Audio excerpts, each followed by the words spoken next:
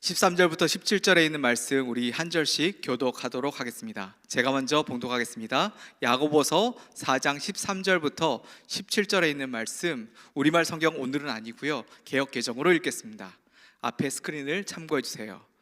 들으라, 너희 중에 말하기를 오늘이나 내일이나 우리가 어떤 도시에 가서 거기서 1년을 머물면서 장사하여 이익을 보리라 하는 자들아, 내일 일을 너희가 알지 못하는도다. 너희 생명이 무엇이냐? 너희는 잠깐 보이다가 없어지는 안개니라. 너희가 도리어 말하기를 주의 뜻이면 우리가 살기도 하고 이것이나 저것을 하리라 할 것이오늘. 이제도 어제 그러면 자랑은 다 악한 것이라. 그러므로 사람이 선을 행할 줄도 알고 행하지 아니하면 죄니라. 같이 한 번 더 읽겠습니다. 마지막 절이요, 시작. 그러므로 사람이 선을 행할 줄도 알고 행하지 아니하면 죄니라. 아멘. 우리 이 시간에 본당에서 급히 이곳을 향해서 청년들을 품고 달려오신 남현수 목사님 앞에 모시도록 하겠습니다. 뜨거운 박수로 함께 맞이해 주세요. 목사님 감사합니다. 반갑습니다. 다운타운 캠퍼스는 비냐드 철치에 있을 때는 한 3번 정도 간 것 같고요. 이곳에 이사 와서는 딱 한 번 온 것 같은데 지금 얼굴을 보는데 얼굴이 많이 또 바뀌었네요. 올 때마다 느끼는 건데 여기 계신 분들이 정말 이렇게 젊어 보여서 제가 나이가 제법 들었구나라는 생각이 듭니다. 저는 남현수라고 하고요. 제가 소개 안 하고 바로 이렇게 시작하는 걸 좋아하는데 지금 너무 째려보셔갖고 제가 좀 풀고 가겠습니다. 저랑 좀 눈을 맞추시죠. 눈 맞추시고 괜찮습니다. 이게 스탠드를 치운 이유가 이제 교감하기 위해서 치웠습니다. 저는 바톨 캠퍼스에서 있고요. 형제에게 온 지는 이제 8년이 넘어가고 있습니다. 바톨 캠퍼스에서 여러 사역을 담당하고 있지만 제가 이제 8년째 미는 좋은데 아무도 안 웃으실 거예요. 근데 그래 하겠습니다. 너무 좀 분위기가 그래갖고 저는 여러 사역을 담당하고 있지만 바톨 캠퍼스에서 외모를 담당하고 있습니다.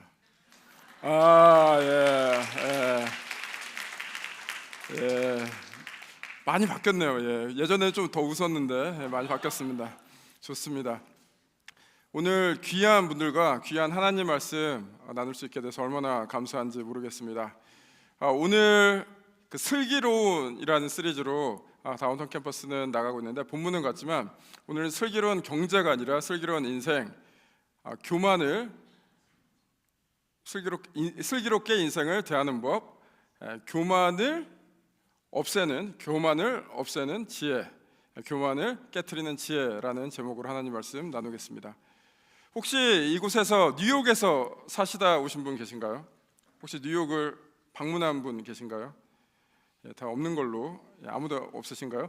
뉴욕을 간다 그러면은 여러분들 뭐 인스타그램 하시는지 모르겠는데 픽처 이렇게 포스트업 하는 거 좋아하시는 분은 뉴욕에 가면은 꼭 이 장소를 가야 된다라고 하는 그런 곳이 있지 않습니까? 어디겠습니까? The Statue of Liberty라는 그 자유의 여신상이죠. 이곳에서 딱 찍어야지 뉴욕에 온 기분이 나죠. 참고로 저는 뉴욕에서 근처에서 한 4년 정도 살았는데 단 한 번도 자유의 여신상을 방문한 적이 없습니다. 근데 근처는 가봤어요. 언제 가봤겠습니까? 타주에서나 한국에서 친구들이나 친척이 왔을 때 관광을 한다 그러면 가서 드롭오프하고 픽업하는 거를 위해서 근처는 가봤지만 한 번도 가지 않았습니다. 여기 계신 분들 다 시애틀에 살고 계시죠? 시애틀에서 우리는 굉장히 힘들어하지만 다른 주나 한국에서 시애틀을 온다라고 하면은 꼭 이곳에 가서 사진을 찍고 싶어 하는 그런 장소가 어딥니까? 스페이스 니들이죠. 제가 형제에게 온 지 8년 돼서 시애틀에 산 지 8년이 넘어가고 있는데 단 한 번도 스페이스 니들에 방문한 적이 없습니다. 근처는 가봤어요. 언제 가봤겠습니까? 형제교회 이제 손님이 오면은 그 손님들이 관광을 한다 그랬는데 드롭오프하고 픽업하느라고 근처는 가봤습니다. 한 번도 올라가지 않았습니다. 제가 시애틀에서 언제까지 살지는 모르겠지만 아마도 제가 떠나기 전까지 방문한 일은 없을 겁니다. 근데 왜 이런 현상이 일어날까요? 시애틀에 사는 우리들은 늘 스페이스니로 드라이브 바이 하면서 맨날 보니까 언제든지 갈 수 있다라고 생각을 하죠.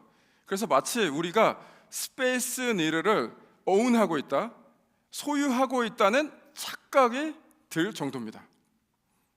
뉴욕에 사시는 분들은 그 자유의 여신상 늘 보니까, 늘 갈 수 있으니까 마치 소유하고 있다라는 그런 느낌이 들 것 같아요. 소유하고 있다는 느낌이 드니까 뉴요커들에게는 자유의 여신상이 너무나 당연하고, 시애틀에 사는 우리들에게 스페이스 니들은 너무나 당연합니다. 이렇게 마치 무언가를 소유하고 있다라고 생각하면은 그것이 당연해집니다. 여러분들 이 컨셉을 이제 인간관계에 적용해 보겠습니다. 인간관계 처음에는 굉장히 조심스럽지 않습니까? 그 조심스러운 관계 속에서 만약에 도움을 얻는다 이러면은 처음에는 굉장히 고맙게 느껴집니다. 그렇지만 이제 그 인간관계에 익숙해지다 보면은 그 도움받는 게 어떻게 해요? 당연해집니다. 그리고 이제 그 인간관계를 내 손 안에 쥐고 있다, 내가 소유하고 있다라는 생각이 들면은 도움을 받지 않으면은 오히려 서운해지기 시작합니다. 그게 인간의 마음입니다. 이 컨셉을 이제 우리의 인생에 적용을 해보겠습니다.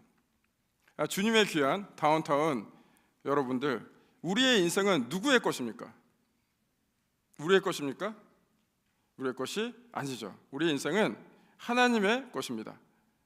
그런데 우리가 일상을 살아가다 보면은, 일상에 그냥 매몰돼서 하루하루 살아가다 보면은 마치 우리의 인생을 우리가 소유한 것처럼, 오운하고 있는 것처럼 생각해서 우리의 모든 것이 다 당연해집니다. 오늘 이 현상을 야고보서 4장 13절에서 17절은 뭐라고 얘기를 하냐면 그것을 교만이다라고 얘기를 하고 있습니다. 우리가 평소에 교만하다라고 하면은 굉장히 잘난 척하거나 남들보다 우월하다라는 것을 뽐내는 것을 교만하다라고 하는데, 오늘 야고보서 13장에서 17절은 조금 다른 차원에서 이 교만을 얘기하고 있습니다. 교만을 어떻게 얘기를 하냐면, 교만이란 스스로 소유했고 당연하다고 믿는 마음.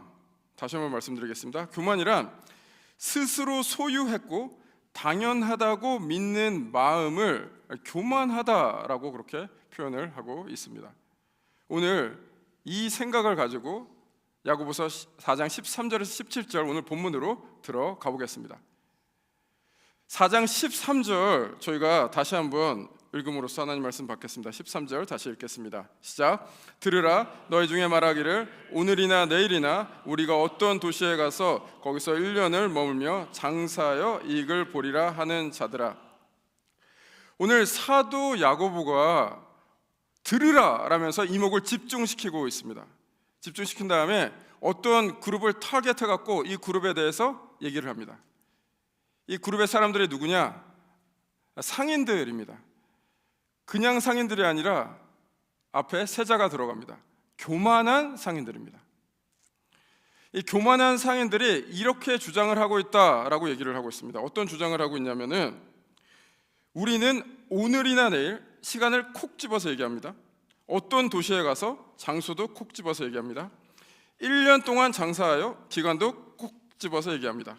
그리고 반드시 이익을 볼 것이다 라고 그렇게 당연한 듯 얘기를 하고 있습니다. 여기 계신 분들은 모두 총명하시니까, 똑똑하시니까 지금 사도 야고보가 이 상인들을 향해서 질책하고 있나요? 칭찬하고 있나요? 예, 질책하고 있죠. 무엇에 대해서 그럼 질책을 하고 있나요? 이들이 계획을 너무 꼼꼼하게 세워서 질책을 하고 있나요? 여기 파월 제이 계시죠? 어디 여행 가면은 꼼꼼하게 그 계획을 세우는 분들, 그분들이 잘못됐다라는 뜻인가요? 그렇지 않습니다. 계획은 세워야 됩니다. 그럼 혹시 사도 야고보가 돈을 번다라는 것을 듣고 돈을 어떻게 번다고 그렇게 당당하게 얘기할 수 있냐라는 것에 대해서 질책을 하고 있을까요? 그렇지 않습니다. 돈은 그때나 지금이나 필요하고 벌어야 됩니다. 사도 야고보가 이 교만한 상인들을 향해서 질책하는 그 포인트는 무엇이냐면은, 이들은 자기의 인생을 자기들이 통제하고 있다, 컨트롤하고 있다라고 그렇게 주장을 하고 있기 때문입니다. 이들은 자기의 인생을 자기가 통제하고 있기 때문에 내가 계획한 것이 당연히 이루어지고 그리고 져야 한다, 그리고 질 것이다 라고 얘기하고 있기 때문에 그것에 대해서 질책하고 있는 것입니다. 야고보는 상인들이 그 계획을 세우는데 하나님이 그 안에 없다라는 것에 대해서 질책을 하고 있는 것이죠. 참고로 말씀드리자면 이 상인들은 넌 크리스천들이 아닙니다. 크리스천들입니다. 크리스천들이 어떤 계획을 세우는데 하나님 없이 계획을 세우고 있습니다. 이제 우리의 얘기로 돌아오겠습니다. 여기 계신 분들 거의 대부분의 분들이 스스로가 이제 크리스천이다라고 생각을 하실 것 같아요. 근데 우리가 크리스천이고 하나님 백성이라고 얘기를 하지만 하나님 없이 우리가 계획을 세우고 이 계획이 당연히 마땅히 이루어져야 된다라고 생각할 때가 얼마나 많습니까? 그래서 오늘 이 4장 13절은 단지 그 교만한 상인에게만 얘기하는 것이 아니라 교만한 우리에게도 얘기하고 있는 것이다 라고 할 수가 있겠습니다. 이 교만한 상인들에게 그리고 교만한 우리들에게 어떠한 지혜를 줘서 이 교만함을 없애는가에 대해서 14절 우리가 함께 읽어보겠습니다. 14절 읽으시겠습니다. 시작. 내일 일을 너희가 알지 못하는도다. 너희 생명이 무엇이냐? 너희는 잠깐 보이다가 없어지는 안개니라. 인생은 안개와 같다라고 그렇게 얘기를 하고 있습니다. 여러분들 안개 아시죠? 잠깐 나타났다 금방 사라지는 안개. 안개는 잡힐 것 같은데 잡을 수 없는 안개. 그것이 우리의 인생이다라는 것이죠. 그래서 교만을 깨트리는 지혜 첫 번째는 무엇이냐면은 인생이 순간임을 깨닫는 것. 이것이 야고보가 우리에게 주는 그 인생의 지혜가 되겠습니다. 인생이 순간임을 깨닫는 것. 우리의 인생이란 영원할 것 같이 사는데 우리가 소유한 것 같이 그렇게 살고 있는데 그렇지 않다라는 거죠. 안개와 같다라는 거죠. 잡을 수 없다라는 거죠. 소유할 수 없다라는 거죠. 그리고 잠깐 나타났다 사라지듯 그 삶이 순간이라는 거죠. 우리는 하나님께로부터 우리의 짧은 인생을 부여받아서 청지기의 인생을 살아야 된다. 그것이 우리가 가져야 될 지혜다라고 얘기를 하고 있습니다. 여기 계신 대부분의 분들이 비교적 젊기 때문에 이게 머리로는 아는데 마음에 잘 와닿지가 않지 않습니까? 인생은 안개와 같다. 컨셉은 이해되는데 그것을 가슴으로 받아들이고 살아가는 게 녹록지가 않습니다. 저는 개인적으로 이제 크리스마스 시즌 되면 한동안 굉장히 힘들었어요, 마음이. 왜냐하면 제가 크리스마스 그쯤에 예전에 겪은 그 트라우마가 떠올라갖고 굉장히 마음이 힘들었습니다. 제가 18살 때 일이었는데 제가 이제 고등학교 다닐 때 학교 오케스트라에 있었습니다. 그날 크리스마스 콘서트가 진행되기 한 10분 전에 제가 악기를 들고 뒤에 앉아 있었습니다. 제가 그 오케스트라에서 유포니움, 바리톤 호응을 했습니다. 10분 뒤에 커튼이 올라가고 연주를 해야 되는데 친한 친구 한 명이 백스테이지로 갑자기 온 거예요. 저보러 무조건 나오라는 거예요. 근데 그 친구 얼굴이 새하얗게 질려갖고 무슨 일이 일어났구나 라는 것을 감지를 하고 악기를 던지고 그 친구를 따라서 나갔습니다. 따라서 나갔는데 그 친구가 저를 붙잡고 갑자기 막 울기 시작하는 거예요. 무슨 일이 일어났는지 얘기도 안 하고. 울음을 그친 다음에 그 친구가 얘기를 했습니다. 그 전날 밤 우리가 아주 친하게 지던 친구 한 명이 교통사고로 사망했다라고 얘기를 했습니다. 가슴이 무너져 내렸습니다. 18살 그리고 그 사망한 친구가 19살이었는데 우리가 그 죽음을 감당하기에 너무나 끔찍한 일이었습니다. 근데 제 마음에 더 어려웠던 것은 무엇이냐면은 그 사고의 그 내용이었습니다. 그 전말이었습니다. 그 전날 그 친구가 저희 집에 이제 데리러 왔는데 그 당시에는 이제 셀폰, 핸드폰이 없었습니다. 그래서 이제 페이저, 삐삐라고 있죠. 그 삐삐가 있었습니다. 그 친구가 삐삐를 주고받다가 그 연락이 엇갈려 갖고 그 친구가 저를 픽업해서 어디를 갔었어야 되는데 픽업을 못하고 집으로 돌아가는 길에 그런 끔찍한 사고를 당했습니다.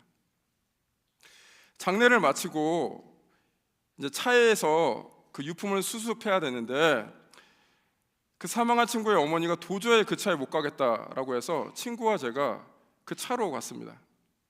그 차가 맥시마였습니다. 여러분 이 모델 아시는지 모르겠는데 늘 제가 타고 다니던 맥시마가 정말 종이장처럼 구겨져 있는 그 모습을 보고 그 친구가 사망한 그 흔적을 보고 같이 갔던 친구와 함께 오열했던 그런 기억이 납니다.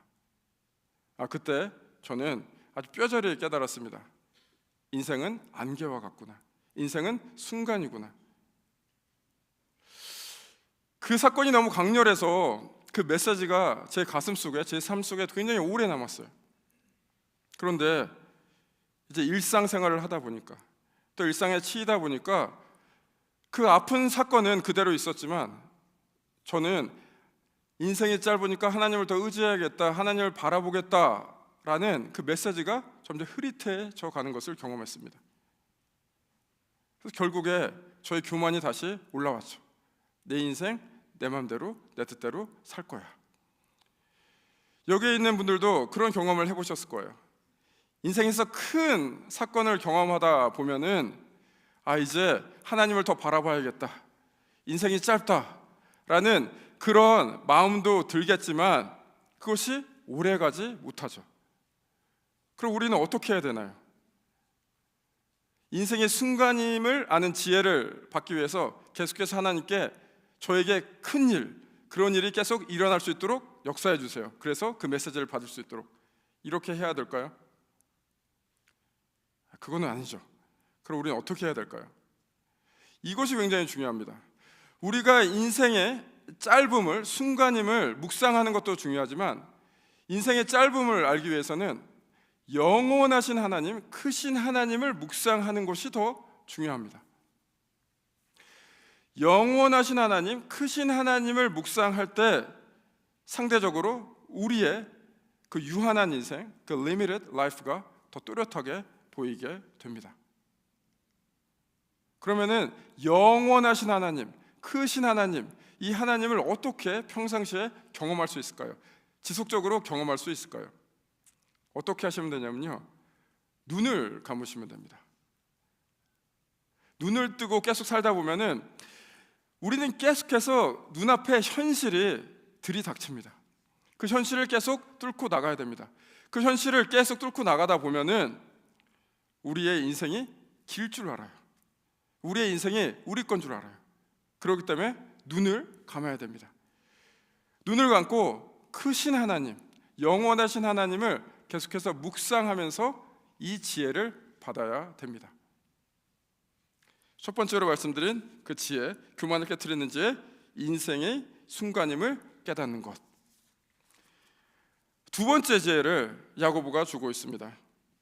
교만을 깨트리는 지혜 두 번째는 무엇이냐면 인생에서 거룩한 여백을 갖는 것. 인생에서 거룩한 여백을 갖는 것. 4장 15절 함께 읽으시겠습니다. 시작. 너희가 도리어 말하기를 주의 뜻이면 우리가 살기도 하고 이것이나 저것을 하리라 할 것이거늘. 야고보가 교만한 상인들에게 얘기를 하는 것이죠. 안개 같은 인생을 이제 깨달은 다음에 어떻게 살아가야 되는가? 이 짧은 인생, 이 limited time.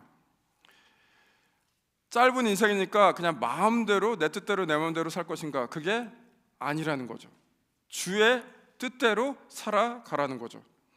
이게 영어 성경을 보면 좀 더 이렇게 클리어하게 명확하게 알 수가 있습니다.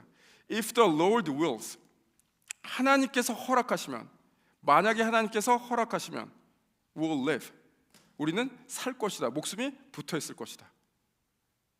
그리고 나서 and do this and that, 이것저것 할 것이다 라는 것이죠. 우리의 인생을 우리가 스스로 만들어갈 수 있는 것이 아니라 우리의 인생은 하나님의 주권 아래 놓여 있다라는 뜻입니다. 하나님께서 허락하시면 if the Lord wills 딱 그 바운드리가 쳐지는 거죠. 그 안에서 do this and that, 그 안에서 우리는 머물러야 할 것이다 라고 얘기를 하고 있습니다. 주님의 뜻 안에 머무는 삶, 주님의 뜻, 하나님의 뜻, 우리가 흔히들 많이 얘기하고 있지 않습니까? 그럼 야고보에서, 오늘 본문에서 도대체 주님의 뜻을 무엇이라고 얘기하는가? 16절, 17절에 주님의 뜻에 대해서 이렇게 얘기를 하고 있습니다. 함께 읽어보시겠습니다. 시작. 이제도 너희가 허탄한 자랑을 자랑하니 자랑은 다 악한 것이라. 그러므로 사람이 선을 행할 줄 알고도 행하지 아니하면 죄니라. 16절에 허탄한 자랑을 자랑한다라고 얘기하고 있습니다. 허탄하다라는 말 평소에 잘 안 쓰는 말이죠. 허탄하다라는 말이 무슨 뜻입니까? 허탄하다는 말은 거짓되다라는 말입니다. nonsense, 말도 안 되는 말이다라는 것이죠. 말도 안 되는 자랑을 한다라는 것이죠. 어떤 말도 안 되는 자랑을 하고 있습니까? 그 교만한 상인들이 내 인생은 내 것이다 라고 얘기를 하는 것이죠. 인생의 주인은 하나님이신데 내 인생의 주인은 나라고 주장을 하니까 진정한 주인이신 하나님께 대적을 하는 것이죠. 그래서 이것은 악하다라고 얘기를 하고 있습니다. 그래서 하나님의 뜻에 머문다라는 것은 하나님께서 주인 되셔서 그것을 인정하는 삶이 하나님 뜻 안에 머무는 것이다 라고 얘기를 하고 있습니다. 네, 그리고 나서 17절에 굉장히 중요한 얘기를 하고 있습니다. 17절에 이제 죄에 대해서 얘기하는데, 보통 죄라고 생각하면 우리는 잘못된 것을 얘기를 합니다. 그래서 죄 짓지 마라 라고 얘기를 하면 보통 도덕적인, 윤리적인 어떤 일을 하지 말으라, 나쁜 일을 피하라 라는 것을 얘기하는데, 오늘 죄의 컨셉은 좀 다릅니다. 어떤 것을 죄라 그러냐면 선을 알고도 하지 않으면 죄라라고 그렇게 얘기를 하고 있습니다. 하나님의 뜻이 이건지를 아는데 그것을 하지 않으면은 죄다라는 것이죠. 죄란 단지 나쁜 일을 avoid 하는 것, 피하는 것뿐만 아니라 선을 적극적으로 행하지 않은 것이 죄다라는 것이죠. 그래서 하나님의 뜻, 주의 뜻을 정리를 하자면 이렇습니다. 교만을 버리고 하나님이 주인이심을 인정하면서 선을 적극적으로 행하는 것, 단지 그냥 나쁜 일을 안 하는 것으로 끝나는 것이 아니라 선을 적극적으로 행하는 것이 주의 뜻이다라고 그렇게 얘기를 하고 있습니다. 여기 계신 모든 분들, 또 온라인으로 함께 하신 분들, 모든 분들이 다 주님의 뜻대로 살고 싶다라고 생각을 하실 것 같아요. 여기 계신 분들 중에 어느 누구도 나는 주의 뜻에 반대되게 살고 싶다라고 말씀하신 분은 아무도 없을 것 같아요. 근데 우리의 현실은 어떻습니까? 주님 뜻대로 살고 싶습니다. 주님 뜻을 찾죠. 그런데 우리는 여전히 우리가 우리의 삶의 주인 되어서 우리의 삶을 소유한 것처럼 생각하면서 우리의 계획 다 세워놓고 하나님, 내 계획 속에 들어와서 내 계획 이루어 주세요 라고 할 때가 얼마나 많습니까? 하나님, 주의 뜻을 보여주세요, 주의 뜻에 맞추겠습니다 라기보다는 내 계획 안에, 내 바운드리 안에 들어오세요 할 때가 얼마나 많습니까? 우리의 그 교만한 마음이 언제 나타납니까? 언제 나타나냐면 우리는 내 마음대로 내 뜻대로 안 되면 뒤집어집니다. 여기 계신 분들은 인격이 좋아서 안 그러실지 모르겠는데 많은 사람들이 그럽니다. 내 마음대로 내 뜻대로 안 되는 것처럼 힘든 게 없어요. 인생의 괴로움은 내 마음대로 내 뜻대로 안 돼서 그래요. 여러분들 생각해 보세요. 여러분 마음대로 여러분 뜻대로 모든 게 풀린다고 생각해 보세요. 화낼 일도 없습니다. 힘들 일도 없습니다. 근데 우리는 내 마음대로 내 뜻대로 계획을 세워놓고 그것이 이루어지는 것을 당연시 여기면서 살아갑니다. 그래서 그것이 어그러질 때 우리는 괴로워합니다. 그럼 우리의 이 교만함 어떻게 이겨낼 수 있을까요? 여백을 둬야 됩니다. 삶에 거룩한 여백을 두어야 됩니다. 그 뜻은 무엇이냐면 삶에서 내 계획으로 내 생각으로 꽉 채우는 것이 아니라 삶의 빈 공간을 만들어서 하나님을 초대해야 돼요. 그 모습은 어떤가? 여러분들 이 얘기를 많이 해야 됩니다. I don't know. 모르겠습니다. 이 질문을 많이 해야 됩니다. 주님, 어떻게 해야 됩니까? 안개 같은 인생. 우리는 답이 없을 때가 너무나 많습니다. 근데 우리는 마치 우리가 답을 갖고 있는 듯 살아가요. 그래서 답을 정해놓고 인생은 이런 것이야. 이 나이 땐 이렇게 해야 돼. 인생은 이렇게 살아야 돼. 내가 믿을 것은 이런 것이야. 이 상황에선 이렇게 해야 된다고 답을 정해놓고 여러분을 다그치면서 질책하고요, 자책하고요, 다른 사람을 다그치면서 질책을 하게 됩니다. 너 인생 왜 이렇게 살아? 나는 왜 이렇게 인생을 살까라고 자책하고 남을 질책합니다. 왜 그런가요? 답을 갖고 있기 때문입니다. 인생에 답이 정해져 있습니까? 늘 우리는 그 답을 합니까? 그렇지 않죠. 모를 때가 얼마나 많습니까? 그래서 인생에 여백을 둬야 됩니다. 여백을 두어서 하나님 앞에서 하나님, 저는 모르겠습니다. 하나님, 지금 이 선택의 길에서 어떻게 할까요? 라고 늘 망설이셔야 돼요. 우유부단하라고 말씀드리는 것이 아니라 하나님께 늘 끊임없이 질문을 해야 됩니다. 그것이 여백을 둬서, 거룩한 여백을 둬서 교만함을 깰 수 있는 지혜로 살아갈 수 있는 방법입니다. 다운타운 캠퍼스 여러분들은 모르시겠지만 어메이징 터치 하시는 분들은 아시겠네요. 제 아버지께서 한 달 전쯤에 이제 소천 되셨습니다. 아버지께서 소천 되셔갖고 참 교회 많은 성도님들에게 따뜻한 위로와 또 많은 기도를 받아갖고 얼마나 감사한지 모르겠습니다. 근데 제가 형제교회 성도님들 참 제가 사랑하고 이번에 참 감동받았던 포인트가 뭐냐면 저를 위로해 주시는데 너무나 지혜롭게 위로를 해주셨어요. 근데 어떻게 위로를 해주셨냐면은 여백을 가지고 위로를 해주셨어요. 저희 아버지가 그 한 5년 동안 극심한 고통 가운데 이제 투병을 하시다가 고통 가운데 소천되셨습니다. 그 가운데 성령님들이 오셔갖고 하나님 뜻은 이거다 저거다 그렇게 한 번도 얘기를 안 하셨어요. 목사님 무조건 이겨내야 된다 그렇게 얘기를 안 하셨어요. 성도님들이 어떻게 위로를 해주셨냐면은 어떤 말을 할지 모르겠습니다. 무슨 말을 건넬지 모르겠습니다. 어떤 말이 위로가 되겠습니까? 그냥 목사님 사랑합니다 하고 제 손 잡아주시고 안아주시고 따뜻한 글귀 전해주시고 따뜻한 말 해주셔갖고 얼마나 감동이 됐는지 모르겠습니다. 그 아버지 천국 환송 예배가 아틀란타에서 진행이 되었습니다. 제가 가서 조사를 하는데 아버지에 대한 추억을 묵상하고 생각하고 나누는 그런 시간이 있었습니다. 아버지를 떠나 보내면서 아버지께서 저에게 남겨주신 유산이 무엇인가라는 생각을 해봤습니다.